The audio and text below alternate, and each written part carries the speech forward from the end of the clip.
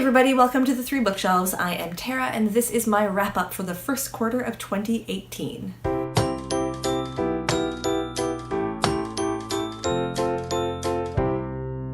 I am very pleased to announce that I read a total of 17 books in January, February, and March. However, that is not as impressive as it may seem. I participated in the middle grade March readathon, so most of the books that I read in March were pretty short, really easy reads. I will be tweaking my reading goal for the year because of that, because it seems like cheating to count this on par with this, but I'll go into that more at the end of the video. But now let's get right into my wrap-up. The first book I read in 2018 was actually a reread, Ready Player One by Ernest Cline. This was the third time I've read this book.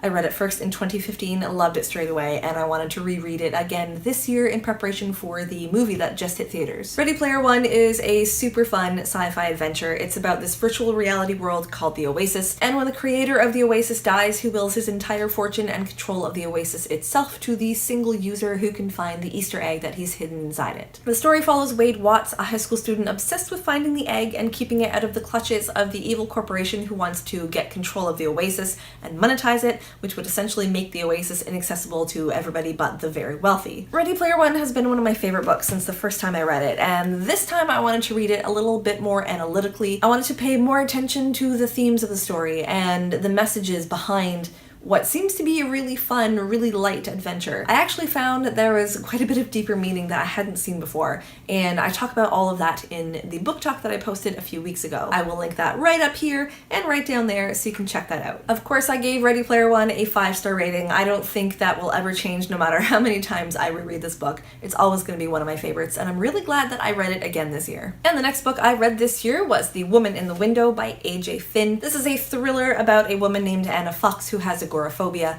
and is essentially trapped in her house. She is too afraid to leave. She has panic attacks every time she leaves her house. So she stays home and she occupies herself by watching a lot of old black and white movies and also by spying on her neighbors. And while spying, one day she witnesses a crime, but nobody believes her. Nobody believes that she saw what she thinks she saw. And as everyone continues to doubt her and question her and accuse her of getting confused because of all the drinking that she's doing and self-medicating that she's doing, she starts to doubt herself and whether or not she actually saw what she thought she saw. I admit I totally bought into the hype for this book. I enjoy thrillers, I enjoy psychological thrillers, I enjoy unreliable narrators. So when I heard everybody on BookTube talking about this book and saying how unpredictable and how exciting and thrilling it was, I knew I had to pick it up. Unfortunately, I did not find it quite as exciting and unpredictable and thrilling as everybody else seemed to. I did enjoy this book. I wanted to keep reading it. I wanted to find out the truth of what happened and what Anna saw. But for a thriller, I just didn't find it very thrilling. I thought it was pretty predictable. I guessed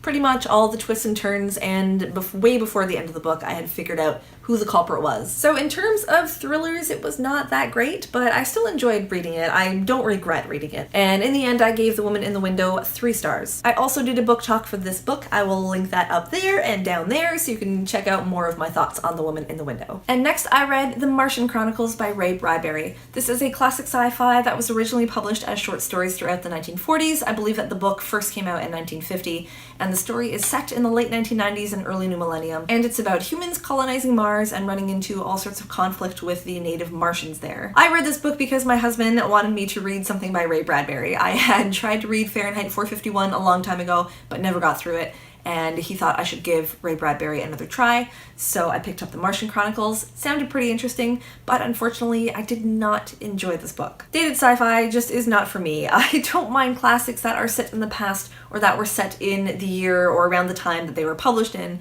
but when a story is set in the 1990s or the early millennium, but there is not a trace of modern technology there because that didn't exist in the 1940s when this was written, it's just too hard to swallow. The lack of internet, the lack of phone communication even, because the humans on Mars had to communicate with the people back on Earth through snail mail. Snail mail! I just can't. And aside from technology, just the society itself in the 1940s is so different than what it is now. So to read wives who are really submissive to their husbands, who basically take orders from their husbands like they're their boss, that might be how things were in the 1940s, but it's not how things are now. I am not a feminist, but to see women acting like lapdogs Clubs, basically. I can't buy it. I can't accept that in the year 2000 women are going to be acting like that, because they don't. And the racism. Oh boy, the racism in this book. Not throughout the whole book, fortunately. It was really contained to one of the stories way in the middle of the air, which was set, I believe, in one of the southern states where a lot of racial prejudices and inequality still existed in the 1940s. And in that story, the entire population of African Americans living in that city or state or whatever were getting ready to leave Earth and to go to Mars. And the white men, who were very racist towards African Americans, did not like that. They did not like that they were losing their servants, which they really treated more like slaves. One of the men in particular was incredibly racist and was doing everything he could to keep his African American servants from leaving. Again, maybe this would have been believable in the 1940s. And yes, I know there is still a lot of racism in the world, but not like you see in this book. That particular story was actually taken out in subsequent editions of this novel because of how racist it was. So again, the world of the early 2000s that this book depicts is just way too much of a departure from what the world actually was like in that time. And that made this book not so enjoyable for me. My other big issue with this book was story related. In the first few chapters or stories, the Martians respond to the humans who come to colonize Mars, and then they just kind of disappear. And I kept thinking they're gonna come back later. Something big is gonna happen. And nothing big happened. Maybe because this was a collection of short stories and not an actual novel, there just wasn't enough of an overarching plot. And because of that, there was no climax to that non-existent plot. Maybe Ray Bradbury had something different in mind when he started with the first few stories, and then as he continued writing them, he changed his mind and threw that out. I don't know. Either way, I did not like that the Martians disappeared and never came back in any significant way. Because of that, more than anything else, I rate this book 2 stars. Will not read again. Probably won't read any Ray Bradbury again.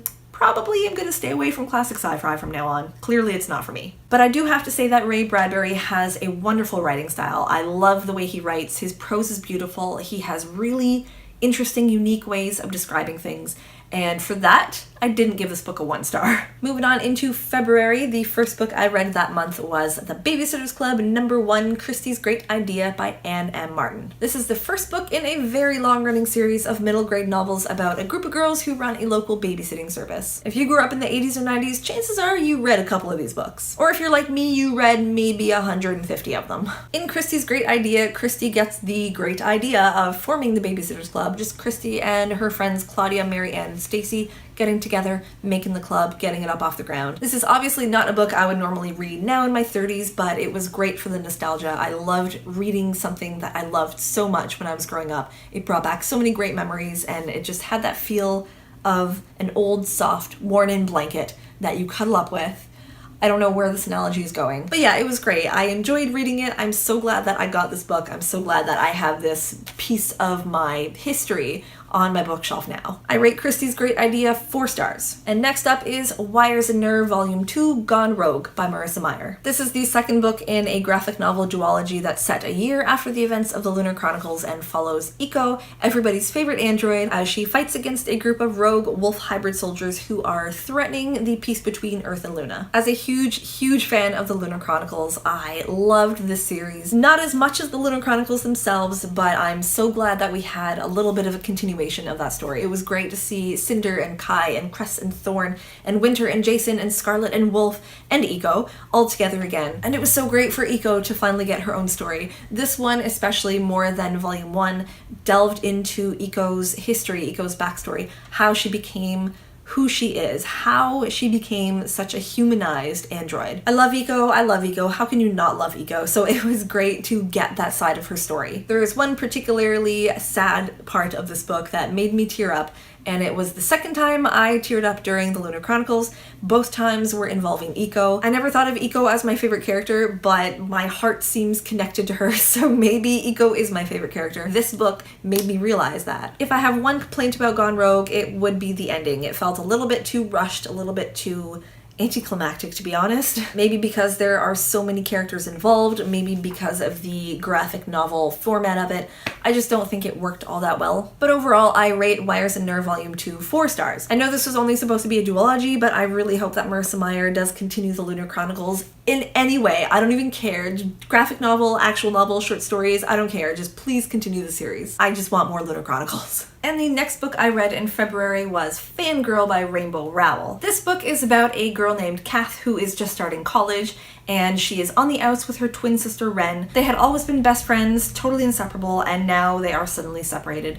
And Kath has a really hard time dealing with that. Kath is also struggling with college in general. It's a new world, a new experience, and she's pretty introverted, so she's not making friends all that easily. Plus, there's the fanfic. Kath is a huge fangirl of Simon Snow, which is a very Harry Potter-esque book series, and she's been writing an epic fanfic for years, I believe. She had been writing it with her sister, but now that her sister has kind of separated herself from all of that, she is faced with finishing the fanfic alone, hopefully before the last book of the Simon Snow series is released. I went into Fangirl expecting the tropes and elements of YA that I don't really like, but I was very pleasantly surprised. This did not read like YA at all. It was about a young adult, but it read more like adult fiction. It reminded me a lot of John Green's writing style. John Green is one YA author that I have always enjoyed because his books don't feel like YA, and Fangirl did not feel like YA either. I loved this book. I really, really loved this book. I got it originally from my library, and I was maybe half of the way through before I had ordered my own copy online because I knew I wanted this on my bookshelf. I knew I was going to read this book again someday. I loved Kath's character development. She had a really wonderful arc. It was a coming-of-age story. So she starts off as this flawed character. She had a lot of flaws. She had a lot of personal issues,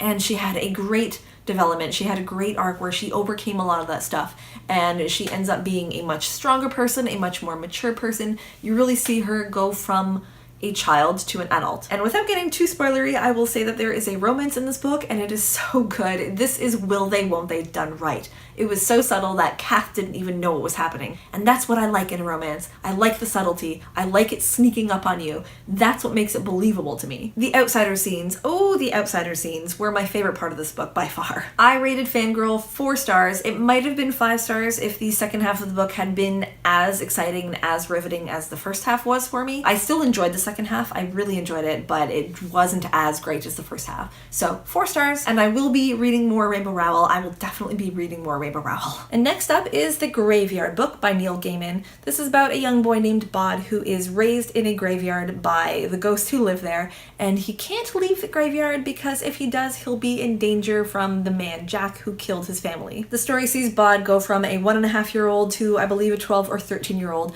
and it follows a few of the adventures and experiences he has in the graveyard with all of his ghost family. Like The Martian Chronicles, my husband convinced me to read this book. He had listened to the audiobook and really enjoyed it, and I had just recently read Neil Gaiman's American Gods and really enjoyed that, so I was definitely interested in reading the Graveyard book too. And like The Martian Chronicles, this started as short stories that were collected into a whole book.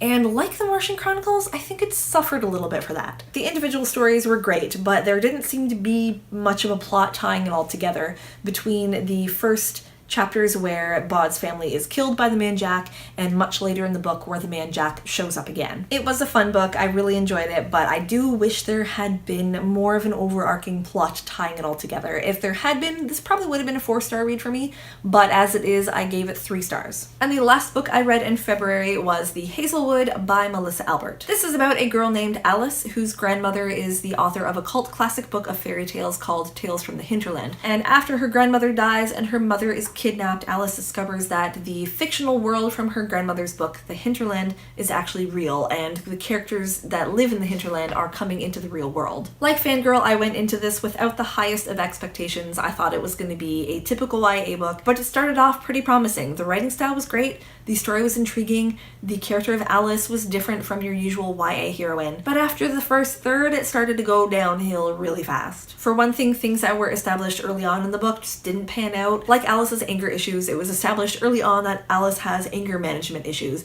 and I thought, that's really interesting. I don't think I've ever seen that before. And I was looking forward to that playing an important role in the book and in her character development.